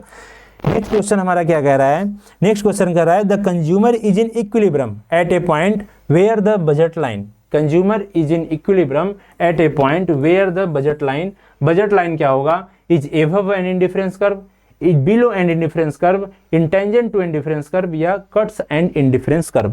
तो आपको सिंपल सा पता होना चाहिए कि जब हमारा कंज्यूमर, अगर कोई भी कंज्यूमर संतुलन की अवस्था में है तो इसका मतलब है कि वो बजट लाइन को क्या कर रहा है, वो टेंजेंट होगा बजट लाइन या इंडिफरेंस कर्व पे। ठीक है, तो बजट लाइन क्या होगा, टेंजेंट एंड इंडिफरेंस कर्व, इसलिए हमारा सी जो हो जाएगा इज राइट आंसर। ठीक है, नेक्स्ट देखिएगा। At a satisfaction point of the consumer total utility will be, satisfaction आदमी, कोई भी व्यक्ति सेटिस्फेक्शन लेवल पे कब होगा, जब टोटल यूटिलिटी उसकी क्या हो जाएगी, टोटल यूटिलिटी उसकी क्या हो जाएगी, टोटल यूटिलिटी उसकी मैक्सिमम होगी। ठीक है, आप संतुष्ट कब होगे, आप संतुष्ट कब होगे, जब आपकी टोटल यूटिलिटी, कुल उपयोगिता आपकी क्या हो जाए, मैक्सिमम हो जाए। तो मैक्सिमम हो जाएगा, इसका मतलब कि आदमी जब कंज्यूमर क्या है, कंज्यूमर जो है सेटिस्फेक्शन है। अगर यहीं पे टोटल यूटिलिटी की जगह मार्जिनल यूटिलिटी लिख देता तब क्या होता, तो जब आदमी सेटिस्फाई होता है तो मार्जिनल यूटिलिटी उसकी क्या हो जाती है, मार्जिनल यूटिलिटी विल बी 0। ठीक है, तो ये आपको ध्यान रखना है कि कंज्यूमर टोटल, मतलब कि आप अधिक से अधिक संतुष्टि कब महसूस करोगे, जब आपकी जो है टोटल यूटिलिटी, कुल उपयोगिता जो है वो अपने क्या होगी, मैक्सिमम पे होगी। अगर आप उसके बाद, अगर जैसे मैंने आपको बताया कि अगर आपके पास रोटी खाने को आ रहा है, आप लगातार रोटी खा रहे हो, तो रोटी खाते खाते आप अधिक से अधिक संतुष्टि कब मिलेगी, जब आप मैक्सिमम रोटी खा लोगे। उसके बाद अगर उपयोगिता की बात करते हैं तो मैक्सिमम आपको जो है उपयोगिता 0 कहाँ महसूस होगी, अगर उस सेटिस्फेक्शन बिंदु पे महसूस होगी जहां पे मार्जिनल यूटिलिटी आपकी 0 हो जाएगी। जब मार्जिनल यूटिलिटी, उपयोगिता उस वस्तु के लिए 0 हो जाएगी, तब वहां पे जाके आप मैक्सिमम सेटिस्फाई होगे। तो मैक्सिमम सेटिस्फाई टोटल यूटिलिटी के लिए मैक्सिमम पे होगा और मार्जिनल यूटिलिटी की वो 0 पे होगा। ठीक है, ये ध्यान देने वाली बात है, ये आपको एग्जांपल के माध्यम से पीछे हम लोग समझे हैं। ठीक है, in the case of consumer equilibrium, consumer की संतुलन की अवस्था में, with two commodities when the price of x rises, दो वस्तुएं हैं और एक वस्तु प्राइस का जो एक्स, जो एक वस्तु एक्स है उसकी प्राइस में क्या हो रही है, वृद्धि हो रही है। तो कह रहा है क्या होगा, तो कंज्यूमर क्या करेगा, start two by more unit of x. बिल्कुल नहीं भाई, प्राइस एक्स का बढ़ रहा है तो उसको ज्यादा से ज्यादा थोड़ी खरीदेगा, नहीं खरीदेगा। Consumer start two by less unit of x, हो सकता है क्या, हो सकता है क्या, होगा ही। तीसरा क्या कर रहा है, consumer purchase the same unit of X, नहीं भाई क्यों खरीदेगा, buy less units of Y, Y से क्या मतलब है, कोई मतलब नहीं है इन सबसे। तो हमारा जो बी हो जाएगा वो सही आंसर हो जाएगा, कंज्यूमर एक्स की कम यूनिट को खरीदना शुरू कर देगा। ठीक है, When utility can be measured in the quantitative terms, it is termed as, अब क्वांटिटेटिव की बात कर रहा है, अगर क्वांटिटेटिव की बात कर रहा है, यहाँ पे गणना की बात कर रही है, यहाँ पे काउंट की बात कर रही है, काउंट की बात कर रही है, काउंट का मतलब हो जाएगा कार्डिनल अप्रोच। अगर आर्डर की बात करता तो आर्डिनल अप्रोच, काउंट की बात कर रहा है तो ये कार्डिनल अप्रोच हो जाएगा। ये तो आपको देख के बस तुरंत मार देना है। Total utility is increasing at the diminishing rate, marginal utility must be. Total utility increasing, total utility बढ़ रही है, पर टोटल यूटिलिटी 10 थी, फिर 14 हुई, फिर 16 हुई, फिर मतलब टोटल यूटिलिटी लगातार बढ़ रही है। अब उस समय क्या कह रहा है कि marginal utility must B, marginal utility must B, marginal utility को मस्ट बी होना चाहिए। मार्जिनल यूटिलिटी जैसे जैसे टोटल यूटिलिटी बढ़ती जाती है, मार्जिनल यूटिलिटी हमेशा घटती हुई रहती है। एक समय जब टोटल यूटिलिटी मैक्सिमम पे आ जाएगा, जब टोटल यूटिलिटी मैक्सिमम पे आ जाएगा तब मार्जिनल यूटिलिटी 0 पे आ जाएगा। जब टोटल यूटिलिटी यहाँ पे अब डिक्रीज होना शुरू होगा, यहाँ पे टोटल यूटिलिटी घटना शुरू होगा, तब ये कहाँ चला जाएगा, ये निगेटिव में चला जाएगा। तो ये तीन चीज़ें आपको एकदम दिमाग में बैठा के रखनी है, मार्जिनल यूटिलिटी और टोटल यूटिलिटी में संबंध। तो अगर टोटल यूटिलिटी घट रही है तो टोटल यूटिलिटी अगर लगातार बढ़ रही है तो इसका मतलब है कि मार्जिनल यूटिलिटी ये क्या कर रही है, डिक्रीज कर रही है। तीन बातें आपको ध्यान रख लेना है कि टोटल यूटिलिटी अगर इंक्रीज कर रही है तो इसका मतलब है कि मार्जिनल यूटिलिटी हमारी क्या कर रही है, डिक्रीज कर रही है। पहली बात, टोटल यूटिलिटी अगर मैक्सिमम है, टोटल यूटिलिटी अगर मैक्सिमम है तो इसका मतलब हो गया कि मार्जिनल यूटिलिटी हमारी क्या है, मार्जिनल यूटिलिटी इज 0। दूसरी बात, तीसरी बात है हमारी कि अगर टोटल यूटिलिटी डिक्रीज कर रही है, टोटल यूटिलिटी घट रही है तो इसका मतलब marginal utility will B negative. Marginal utility will B negative. अब ये निगेटिव में चला गया। ये ग्राफ के माध्यम से भी मैंने आपको समझा दिया कि मार्जिनल यूटिलिटी और टोटल यूटिलिटी में क्या संबंध होता है। टोटल यूटिलिटी जब घट रही है तो मार्जिनल यूटिलिटी बढ़ रही है। टोटल यूटिलिटी घटते घटते जब 0 पे आ जाएगी तो इसके मार्जिनल यूटिलिटी क्या हो जाएगा, मैक्सिमम होगा। जब टोटल यूटिलिटी निगेटिव भी जाएगी तब ये क्या होगा, घटने लगेगा। ये ग्राफ के माध्यम से और इसके माध्यम से यहाँ पे आप समझ सकते हो, ठीक है। Which of the following equation is incorrect, इसमें से कौन सा इक्वेशन इनकरेक्ट है। मार्जिनल यूटिलिटी क्या होता है, जो अगला वाला पद है, जो अगला वाला पद है उसमें से पिछले वाले पद को हम लोग घटा के मार्जिनल यूटिलिटी निकालते हैं। तो n+2 में से n+1 को अगर हम घटा देंगे तो हमारा मार्जिनल यूटिलिटी आ जाएगा। सही बात है। n में से n-1 को घटा देंगे, ये भी हो जाएगा। टोटल यूटिलिटी क्या हो जाएगा, ये जितने भी मार्जिनल यूटिलिटी हैं इनका सभी का सम, ये भी होगा। ये हमारा हो जाएगा नहीं, तो इसलिए हमारा बी हो जाएगा राइट आंसर। ये गलत हमारा जो इक्वेशन यहाँ पे दिया गया है। नेक्स्ट क्वेश्चन देखिएगा, diagrammatic representation of consumer indifference curve. अब कोई भी इंडिफरेंस शेड्यूल है, अगर उसको डायग्राम में रिप्रेजेंट करेंगे तो इसको हम लोग इंडिफरेंस कर्व, यहाँ पे इंडिफरेंस सेट की बात कर रहा है, तो इंडिफरेंस सेट को अगर हम डायग्राम के रूप में रिप्रेजेंट कर दें तो इंडिफरेंस कर्व हो जाएगा। पीपीसी प्रोडक्शन पॉसिबिलिटी सेट है या प्रोडक्शन पॉसिबिलिटी शेड्यूल है, अगर उसको हम ग्राफ के रूप में रिप्रेजेंट करेंगे तो प्रोडक्शन पॉसिबिलिटी वो कर्व हो जाएगा। तो किसी भी अगर हम उसको तालिका के रूप में प्रदर्शित कर रहे हैं तो वो सेट है, शेड्यूल है। अगर उसको हम ग्राफ में रिप्रेजेंट कर देंगे तो ग्राफिकल रिप्रेजेंटेशन हमारा वो कर्व कहलाएगा। ये दो चीज़ें तो सिंपल सा सवाल है, ये आई होप आप सबको पता ही होगा। बजट लाइन क्या इंडिकेट करता है, तो बजट लाइन हमारी प्राइस रेशियो को इंडिकेट करता है। ये तो एकदम सिंपल सा सवाल था, ठीक है। Indifference curve is related to, indifference curve किससे रिलेटेड होता है, इंडिफरेंस कर्व रिलेट होता है हमारा choice and preference of the consumer, consumer's income, price and good of X and Y, total utility of goods X and Y. अब बताओ आप कि इंडिफरेंस कर्व इनमें से किससे रिलेटेड होता है। तो इंडिफरेंस कर्व जो हमारा होता है साथियों, choice and preference of consumer. जैसे मैंने आपको अभी बताया कि हमारे सामने 5 बंडल हैं, A, B, C, D और E। पांचों बंडल में अलग अलग पिज्जा और बर्गर की मात्रा रखी हुई थी कि अगर आप एक पिज्जा खाओगे तो आपको 12 बर्गर मिलेगा, अगर आप 2 पिज्जा खाओगे तो आपको 8 ही बर्गर मिलेगा। ऐसे हमारे पास ये बहुत सारे चॉइसेस थी, बहुत सारे बंडल थे। इन्हीं को हम लोग इंडिफरेंस शेड्यूल या इंडिफरेंस कर्व कहते थे। इंडिफरेंस कर्व क्या होता है, इंडिफरेंस कर्व होता है choices and preference of the consumer. अब इनमें से डिपेंड करता है कंज्यूमर की चॉइस एंड प्रेफरेंस कि वो कौन सा बंडल चूज करेगा। मान लो कोई व्यक्ति है वो कहे हम 3 पिज्जा खाएंगे और 4 ही हम बर्गर खाएंगे, तो ये सी वाला बंडल चूज करेगा। तो इसी को हम लोग मोनोटॉनिक प्रेफरेंस भी कहते हैं। मोनोटॉनिक प्रेफरेंस का मतलब हो गया कि वो अधिक से अधिक वस्तुओं की मात्रा जिसको कोई भी कंज्यूमर चूज करता है, तो ये मोनोटॉनिक प्रेफरेंस होता है। और यही जो चूज करता है ये चॉइस एंड प्रेफरेंस होता है किसी भी कंज्यूमर का, और इसी को हम लोग इंडिफरेंस कर्व से रिलेट करते हैं, ठीक है। आई होप इतना चीजें आपको समझ में आ रही होगी, ठीक है। What kind of relation exist between price and quantity demanded, कह रहा है कि प्राइस एंड क्वांटिटी डिमांडेड के बीच कैसा रिलेशन होता है। मतलब अगर किसी भी वस्तु की प्राइस बढ़ रही है, किसी भी वस्तु की अगर प्राइस बढ़ रही है तो उसका जो है, अगर किसी भी वस्तु की प्राइस बढ़ रही है तो उसका डिमांड क्या होगा, और किसी भी वस्तु की डिमांड बढ़ रही है तो उसका प्राइस क्या होगा। तो ये आप सबको पता है कि डिमांड का जो हमारा लॉ है वो यही कहता है कि अगर किसी भी वस्तु की कीमत बढ़ती है तो इसका मतलब है कि उस वस्तु की क्या हो रही है, मांग जो है कम होगी। जैसे ये पेन है, पेन 5 रुपए का है, 5 रुपए से 10 रुपया हो जाए तो भाई इसका डिमांड क्या कर देंगे लोग, डिमांड इसका करना कम कर देंगे। तो अगर किसी भी वस्तु की प्राइस अगर बढ़ रही है, किसी भी वस्तु की अगर प्राइस बढ़ रही है, प्राइस बढ़ने का मतलब हो गया कि इसका डिमांड अब ऑटोमेटिक क्या हो जाएगा, डिमांड जो है कम हो जाएगा। तो इसलिए हमारा क्या हो जाएगा, इन सब में इनवर्स रिलेशन होगा। इनवर्स का मतलब उल्टा, उल्टा का मतलब एक अगर बढ़ रहा है तो दूसरा घट रहा है, एक अगर घट रहा है तो दूसरा बढ़ रहा है। तो ये सिंपल सी बात है, ये लॉ ऑफ डिमांड भी हमारा यही कहता है। इसी को हम लोग क्या कहते हैं, law of demand. Law of demand, law of demand का मतलब हो गया कि अगर एक वस्तु की कीमत बढ़ रही है तो दूसरे वस्तु की नहीं, एक अगर किसी भी वस्तु की प्राइस बढ़ रही है तो उसका डिमांड जो होगा वो कम हो जाएगा, किसी भी वस्तु की प्राइस घट रही है तो उसका डिमांड जो है बढ़ जाएगा। ये लॉ ऑफ डिमांड हमारा कहता है, ठीक है। चलिए, in demand schedule quantity demanded, demand schedule का मतलब क्या हो गया, डिमांड शेड्यूल का मतलब हो गया डिमांड की तालिका, मांग की तालिका या मांग की सूची।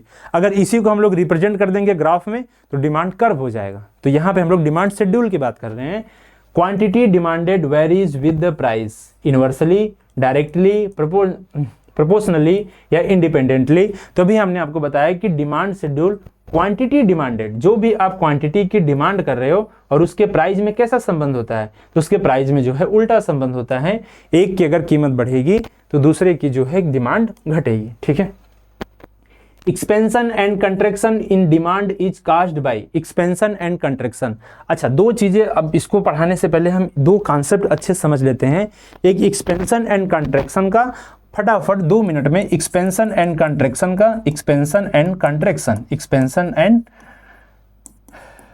कंट्रैक्शन, और एक हमारा हो जाएगा शिफ्टिंग, एक्सपेंशन एंड कंस्ट्रक्शन, एक हमारा हो जाएगा shifting in demand curve. Shifting in demand curve ये हमारी होती है, और एक हमारा एक्सपेंशन एंड कंट्रैक्शन होता है। इसको हम लोग कहते हैं मूवमेंट अलोंग डिमांड कर्व। क्या कहते हैं? Movement along demand curve. क्या कहते हैं? Movement along demand curve. अगर कभी भी आ जाए एग्जाम में कि मूवमेंट अलोंग डिमांड कर्व, इसका मतलब क्या हो गया? मूवमेंट अलोंग डिमांड कर्व का मतलब क्या हो गया? पढ़े होगे सब, बहुत अच्छे से पढ़े होगे, हम यहाँ पे रिवाइज करा रहे हैं। जैसे ये मान लो हमारा डिमांड कर्व है, कहोगे हाँ सर डिमांड कर्व है, ये हमारी डिमांड हो गई, ये हमारी डिमांड हो गई, और ये हमारी हो गई प्राइस। ठीक, दो चीजें, जैसे जैसे प्राइस बढ़ती है वैसे वैसे डिमांड कम होता है, इसलिए डिमांड कर्व हमारा क्या होता है? डिमांड कर्व का स्लोप हमारा ये होता है। कहोगे हाँ सर ठीक बात है। ठीक है, चलिए अब यहाँ पे एक चीज मैं ये समझाना चाह रहा हूँ, movement along demand curve. Movement का मतलब इसी डिमांड कर्व पे हमको क्या करना है? मूवमेंट करना है, या तो अपवर्ड या तो डाउनवर्ड, दो चीजें होगी। मूवमेंट अलोंग डिमांड कर्व का मतलब हो गया कि इसी मतलब डिमांड कर्व में कोई छेड़छाड़ नहीं करना है, डिमांड कर्व पे ही हमको मूवमेंट करना है, या तो अपवर्ड मूव करना है या तो डाउनवर्ड मूव करना है, दो ही चीजें हो सकती है। यहाँ पे एक चीज ये हम अब समझाना चाह रहे हैं, expansion and contraction in demand क्या होता है? Contraction in demand, expansion and contraction. Expansion का मतलब होता है फैलाव या डिमांड में वृद्धि, और कंस्ट्रक्शन का मतलब होता है कमी या संकुचन डिमांड में। देखो, अगर आप डाउनवर्ड मूव करोगे, मान लो कि किसी वस्तु की प्राइस ये थी और किसी वस्तु की इस प्राइस पे जो है डिमांड उसकी ये थी, P1 प्राइस पे जो है उसकी डिमांड कितनी थी? Q1 थी, पहली बात। अब हम लोग क्या कर रहे हैं कि यहाँ पे हम लोग क्या कर रहे हैं? डाउनवर्ड मूव कर रहे हैं। क्या कर रहे हैं? डाउनवर्ड मूव कर रहे हैं, डाउनवर्ड हम लोग मूव कर रहे हैं। मूवमेंट अलोंग डिमांड कर्व में हम लोग डाउनवर्ड मूव कर रहे हैं। डाउनवर्ड मूव करने का मतलब कि जो है हम लोग डाउनवर्ड मूव कर रहे हैं कि यहाँ आगे। डाउनवर्ड मूव करने का मतलब हो गया कि इस जो है प्राइस पे हमारी क्वांटिटी क्या हो जाएगी? ये हो जाएगी। अब P2 प्राइस पे हमारी क्वांटिटी कितनी हो गई? Q2। अब आप क्या देख रहे हो कि Q1 क्वांटिटी से ज्यादा है हमारी Q2, ये जो है एक्सपेंशन हो रहा है। ये क्या हो रहा है? डिमांड में फैलाव हो रहा है, डिमांड में एक्सपेंशन हो रहा है। इसका मतलब कि अगर हम डाउनवर्ड मूव करेंगे तो इसका मतलब है कि हम लोग एक्सपेंशन करेंगे, डिमांड में एक्सपेंशन करेंगे। अगर कभी भी एग्जाम में आ जाए कि एक्सपेंशन कब होगा, तो हम लोग जब डाउनवर्ड मूव करेंगे। इसका ठीक उल्टा, अगर हम अपवर्ड मूव कर रहे हैं, अपवर्ड मूव करने का मतलब हम लोग यहाँ पे पहुंच गए। अपवर्ड मूव करने का मतलब हमारी क्वांटिटी डिमांडेड में क्या हो रही है? कंट्रैक्शन हो रही है, संकुचन हो रही है। तो अगर हम अपवर्ड मूव करते हैं, अगर हम लोग अपवर्ड मूव करते हैं, अपवर्ड मूव करने का मतलब हो गया कि हमारी जो डिमांड है, डिमांड में क्या हो रहा है? कंट्रैक्शन हो रहा है। तो अगर कभी मूवमेंट अलोंग डिमांड कर्व की बात आए कि डिमांड कर्व पे मूवमेंट करना है अपवर्ड और डाउनवर्ड, तो ये आपकी चीजें बन जाएंगी। दूसरा जो कंडीशन हमारा शिफ्टिंग वाला है, shifting in demand curve. Shifting in demand curve का मतलब होता है ये डिमांड कर्व है, कहोगे हाँ सर, ये डिमांड कर्व को शिफ्ट करना है या तो राइट में या तो लेफ्ट में, या तो राइट में या तो लेफ्ट में। ये यहां से शिफ्ट करके यहां आ सकता है या यहां से शिफ्ट करके यहां आ सकता है। ये अगर राइट में शिफ्ट करता है तो क्या होगा? अगर ये राइट में शिफ्ट करता है, राइट में शिफ्ट करने का मतलब हो गया कि उस वस्तु की डिमांड क्या हो गई? डिमांड जो है बहुत ज्यादा हो गई। ये डिमांड ज्यादा जो है बहुत कारणों से हो सकती है। और राइट में शिफ्ट करने का मतलब हो गया उस वस्तु की डिमांड जो है बहुत कम हो गई। ये डिमांड भी बहुत कारणों से कम हो सकती है, जनसंख्या वृद्धि से भी हो सकती है, उस डिमांड के प्राइस बढ़ने की वजह से हो सकती है, बहुत सारी वजहों से उसकी डिमांड जो है कम हो सकती है। तो डिमांड अगर कम होगा तो लेफ्ट में शिफ्ट करेगा, मूव नहीं शिफ्ट करेगा। अगर वो डिमांड उसकी बढ़ रही है तो राइट में शिफ्ट करेगा। अगर किसी भी वस्तु जो है, अगर हम मूवमेंट कर रहे हैं अलोंग डिमांड कर्व पे, अगर डिमांड कर्व पे अगर हम डाउनवर्ड मूव कर रहे हैं तो एक्सपेंशन होगा डिमांड में, अगर हम अपवर्ड मूव कर रहे हैं तो कंट्रैक्शन होगा डिमांड में। ये दोनों चीजें आप समझ लोगे तो आने वाला क्वेश्चन जो 5-6 है आप फटाफट कर ले जाओगे। ठीक है, चले। Expansion and contraction in demand is change in income of buyer, change in price of the commodity, change in price of the related growth, change in taste of the economy. आप कंस्ट्रक्शन एंड एक्सपेंशन में क्या देख रहे हो? Construction and यहाँ पे आप expansion and construction में क्या देख रहे हो? कंस्ट्रक्शन और एक्सपेंशन में आप ये देख रहे हो कि प्राइस की बढ़ने और प्राइस के घटने की वजह से ही ये चीजें हो रही है। तो अगर हम ये कहते हैं कि प्राइस के घटने और गुड्स के प्राइस में change in income of the buyer, नहीं भाई, change in price of the commodity, अगर कमोडिटी के प्राइस में घटने और बढ़ने से कमोडिटी की प्राइस अगर बढ़ रही है इसका मतलब कंट्रैक्शन होगा, अगर प्राइस जो है कम हो रही है तो एक्सपेंशन होगा। ये जो हमारा बी जो हो जाएगा इज राइट आंसर। ठीक है, चलिए नेक्स्ट क्वेश्चन देखिएगा। With an increase in the price of petrol, petrol के प्राइस में इंक्रीज की वजह से डिमांड कर्व ऑफ स्कूटर। अब एक चीज यहाँ पे आप बताइएगा कि पेट्रोल और स्कूटर कैसे गुड्स हैं, पेट्रोल और स्कूटर एक दूसरे से कैसे हैं। दो आपको गुड्स के प्रकार में हमने समझाया हुआ था कि एक होता है सब्स्टिट्यूट गुड्स और एक होता है कंप्लीमेंट्री गुड्स। क्या होता है, एक होता है सब्स्टिट्यूट गुड्स, सब्स्टिट्यूट गुड का मतलब हो गया जैसे चाय है और कॉफी है, दो वस्तुएं सब्स्टिट्यूट कब होती हैं, सब्स्टिट्यूट का मतलब हो गया कि अगर एक की जरूरत को दूसरा पूरा कर दे, चाय की जरूरत को काफी पूरा कर दे तो सब्स्टिट्यूट हो गया। कंप्लीमेंट्री कौन होता है, कंप्लीमेंट्री जो साथ साथ प्रयोग किए जाते हैं, जैसे जूता है मोजा है वो साथ साथ प्रयोग होता है, कंप्लीमेंट्री है। पेट्रोल है और पेट्रोल की गाड़ी है, दोनों साथ साथ प्रयोग होता है। स्याही है और पेन है, दोनों साथ साथ प्रयोग होता है। तो ये जो पूरक होते हैं एक दूसरे के, कंप्लीमेंट्री होते हैं, जो एक दूसरे के साथ साथ प्रयोग होते हैं, इनको हम लोग कहते हैं कंप्लीमेंट्री गुड्स। और जो एक दूसरे के स्थानापन्न होते हैं, स्थानापन्न का मतलब जैसे चाय है कॉफी है, दोनों में से कोई भी हम यूज कर लेंगे, कोक है पेप्सी है, दोनों में से किसी को भी यूज कर लेंगे। तो ये जो स्थानापन्न वाली वस्तु है उसको हम लोग सब्स्टिट्यूट गुड कहते हैं। तो पेट्रोल और स्कूटर्स ये क्या है, ये सब्स्टिट्यूट गुड्स नहीं है, ये कंप्लीमेंट्री गुड्स हैं। ये दोनों एक दूसरे के साथ साथ प्रयोग होते हैं। जो एक दूसरे के साथ साथ प्रयोग होते हैं जैसे स्कूटर है और पेट्रोल है। जो कंप्लीमेंट्री गुड्स होते हैं, कंप्लीमेंट्री गुड्स का मतलब हो गया कि कंप्लीमेंट्री गुड्स में अगर एक गुड्स का अगर प्राइस जो है, एक गुड्स का अगर प्राइस जो है कम हो रहा है, इसका मतलब है कि दूसरे गुड्स का जो डिमांड है वो बढ़ेगा। जैसे अगर पेट्रोल की प्राइस कम हो रही है तो पेट्रोल की गाड़ी का डिमांड बढ़ जाएगा। पेट्रोल की जो है प्राइस अगर कम होगी तो पेट्रोल की गाड़ी का डिमांड बढ़ जाएगा। अगर जूता की जो है प्राइस कम होगी तो इसका मतलब है कि जूता का प्राइस कम होगा तो जूता का डिमांड बढ़ेगा। जूता का जब डिमांड बढ़ेगा तो मोजा का भी डिमांड बढ़ जाएगा। सब्स्टिट्यूट गुड्स में इसका ठीक उल्टा होता है। कंप्लीमेंट्री गुड्स का मतलब हो गया कि कंप्लीमेंट्री गुड्स में अगर एक वस्तु की प्राइस अगर कम हो रही है तो दूसरे वस्तु का डिमांड क्या हो जाएगा, बढ़ जाएगा। तो इसका मतलब अगर ये कह रहा है कि विथ एन इंक्रीज हो रहा है किसमें, प्राइस ऑफ पेट्रोल, पेट्रोल की प्राइस में जो है वृद्धि हो रही है, तो कह रहा है कि demand curve of scooter, demand curve of scooter का डिमांड क्या होगा। अब अगर पेट्रोल की प्राइस में वृद्धि हो रही है तो स्कूटर का डिमांड क्या हो जाएगा, स्कूटर का डिमांड जो हो जाएगा कम हो जाएगा, क्योंकि पेट्रोल की प्राइस बढ़ गई। अब पेट्रोल की प्राइस बढ़ी तो स्कूटर का डिमांड कम हो गया। अब स्कूटर का डिमांड कम होगा तो हमारी जो ये डिमांड कर्व है वो कहाँ चली जाएगी, वो लेफ्ट में चली जाएगी। अभी हमने समझा। तो ये हो जाएगा शिफ्ट जो है हमारा लेफ्टवर्ड, शिफ्ट जो हो जाएगा लेफ्टवर्ड। ठीक है, चलिए नेक्स्ट क्वेश्चन देखिएगा। नेक्स्ट क्वेश्चन पढ़िएगा एक बार फटाक से। कुछ और क्वेश्चन लेते हैं फटाफट 4-5, उसके बाद जो है हम इस क्लास को यहीं पे एंड करेंगे। चलिए फटाफट देखिएगा, कुछ क्वेश्चन और हैं 4-5, पढ़िएगा अगला क्वेश्चन।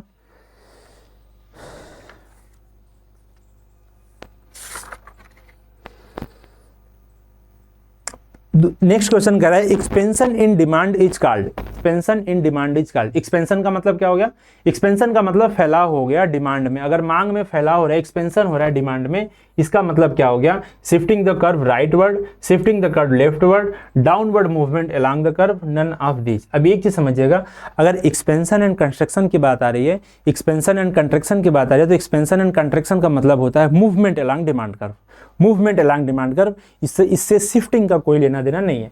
तो शिफ्टिंग अगर यहाँ पे लिखा है तो बिल्कुल ये तो खत्म हो गया, शिफ्टिंग का इससे कोई लेना देना नहीं है। शिफ्टिंग से इससे कोई लेना, शिफ्टिंग का मतलब या तो लेफ्ट में या तो राइट में। अगर ये मूवमेंट की बात कर रहा है, मूवमेंट का मतलब अगर एक्सपेंशन एंड कंस्ट्रक्शन की बात कर रहा है तो ये मूवमेंट वाला ही प्रश्न होगा। ये या तो अपवर्ड मूव करेगा या तो राइटवर्ड मूव करेगा। Movement along the curve, downward movement along the curve. हमने आपको अच्छे से समझा दिया है कि अगर डाउनवर्ड मूव करेगा तो इसका मतलब है कि प्राइस कम होगी, और प्राइस कम होगा तो हमारी क्वांटिटी डिमांडेड भी क्या हो जाएगी, बढ़ जाएगी, तो एक्सपेंशन होगा। ये सिंपल सा बात अभी हमने समझ लिया है। मैंने आपको बताया कि अगर वो कॉन्सेप्ट समझ लोगे तो आने वाले क्वेश्चन थोड़ी सी आसान हो जाएगी।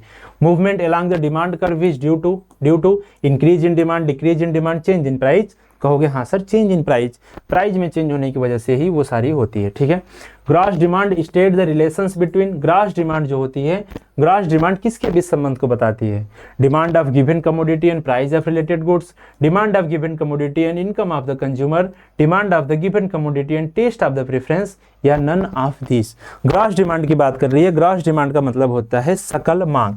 सकल मांग जो होती है वो हमारी डिपेंड होती है, रिलेशनशिप होती है जो हमारी रिलेटेड गुड्स है उसके प्राइस और उसके कमोडिटी मांग के बीच में। Demanded of given commodity and price of related goods, इन्हीं के बीच का जो संबंध होता है उसको हम लोग ग्रॉस डिमांड कहते हैं। ठीक है, नेक्स्ट देखिएगा, if the price of good x rises, अगर किसी भी एक्स की प्राइस को हम क्या कर दें, वृद्धि कर दें, and the demand for goods Y decrease, और वाई की जो डिमांड है वो डिक्रीज हो जा रही है, then the two goods are called. अभी मैंने आपको बताया कि अगर जो है एक वस्तु की जो है अगर प्राइस जो है बढ़ रही है और दूसरे वस्तु की डिमांड कम हो रही है तो ये कैसे गुड्स होंगे, तो कहोगे सर ये मिला जुला के कंप्लीमेंट्री गुड्स होंगे। कंप्लीमेंट्री गुड्स का मतलब हो गया कि जो दोनों एक साथ साथ प्रयोग होते हैं। एक साथ साथ का मतलब जैसे जूता की अगर प्राइस को बढ़ा दें तो मोजा का डिमांड जो है कम हो जाएगा। क्यों? क्योंकि जूता का प्राइस बढ़ने से जूता का खुद का डिमांड कम हो जाएगा, और जूता का डिमांड कम होगा उसके साथ साथ मोजा भी प्रयोग होता है तो मोजा का भी, मतलब जो ये कंप्लीमेंट्री गुड्स होते हैं उनके प्राइस एंड क्वांटिटी डिमांडेड में इन्वर्सली रिलेशन होता है। इन्वर्सली प्रोपोर्शनल का मतलब हो गया कि अगर एक वस्तु की कंप्लीमेंट्री की बात कर रहे हैं, कंप्लीमेंट्री में जो डिमांड और प्राइस के बीच, एक वस्तु की डिमांड और दूसरे वस्तु की प्राइस के बीच में कैसा संबंध होता है, इन्वर्सली प्रोपोर्शनल होता है कि एक वस्तु की अगर प्राइस बढ़ रही है तो दूसरे वस्तु की डिमांड क्या हो जाएगी, कम हो जाएगी। जो हमारी सब्स्टिट्यूट गुड्स होती हैं, सब्स्टिट्यूट गुड्स में जो है एक वस्तु की प्राइस और दूसरे वस्तु की डिमांड में पॉजिटिव रिलेशन होता है, डायरेक्टली प्रोपोर्शनल होते हैं। मतलब एक वस्तु की अगर प्राइस बढ़ेगी तो दूसरे वस्तु का डिमांड भी बढ़ जाएगा। कहोगे सर कैसे? जैसे चाय और कॉफी आपकी क्या है, सब्स्टिट्यूट गुड्स हैं। चाय की प्राइस बढ़ी, चाय की प्राइस जो है आपकी बढ़ी, जब आपकी चाय की प्राइस बढ़ेगी तो चाय को लेना लोग कम कर देंगे और कॉफ़ी की जो लेना शुरू कर देंगे, क्योंकि चाय की जगह पे कॉफ़ी पी सकते हैं तो कॉफ़ी का डिमांड बढ़ जाएगा।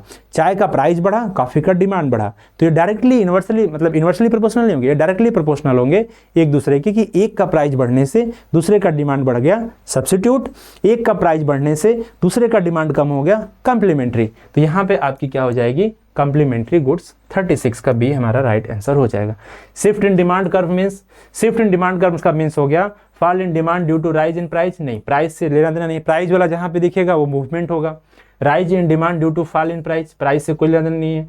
Change in demand due to factors other than the change in price, price के अलावा जो भी फैक्टर हो सकता है उसके वजह से अगर डिमांड में कोई भी उतार चढ़ाव होगा तो उसको हम लोग क्या कहेंगे, शिफ्टिंग इन डिमांड कर्व। ठीक है, next, determinant of market demand is, market demand के क्या क्या डिटर्मिनेंट हो सकते हैं, घटक हो सकते हैं।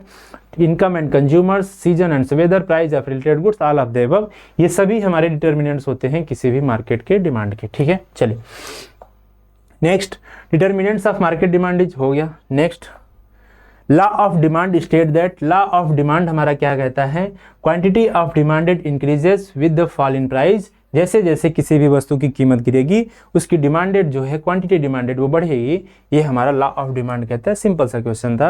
When we say that demand curve slopes downward from left to right, it implies, when we say that demand curve, जो डिमांड कर्व है ये क्या हो रहा है, slope downward from left to right, downward from left to right, ये downward move कर रहा है। That more quantity of purchase with the increase in income, that greater quantity is purchased with the increase in the price of substitution goods, then greater quantity of purchase with the fall in the price of commodity, that more quantity is purchased with the increase in population। क्या कह रहा है, when we say that demand curve slopes downward, क्या कह रहा है, when we said demand curve slope downward, अगर demand curve हमारी स्लोप होगी downward from left to right, left to right का मतलब हो गया कि हम लोग जो है डिमांड कर्व का जो स्लोप है वो लेफ्ट टू राइट हमारी मूव कर रही है, लेफ्ट टू राइट मूव कर रही है। लेफ्ट टू अगर राइट मूव कर रही है, it implies that the greater quantity is purchased with the fall in the price of commodity. अगर हम लोग लेफ्ट टू राइट अगर मूव कर रहे हैं, इसका मतलब हो गया कि हम लोग ज़्यादा से ज़्यादा वस्तुएं खरीदेंगे, greater quantity is purchased with the fall in the price of commodity, commodity के प्राइस में फॉल करने की वजह से। ठीक है, if two goods are complementary then with the rise in the price of one goods, एक वस्तु की कीमत में वृद्धि होगी, दूसरे वस्तु की डिमांड में क्या हो जाएगी, कमी हो जाएगी। The demand for another will be increase, नहीं, the demand for another will be decrease. ठीक है, सही है, ठीक है, चलिए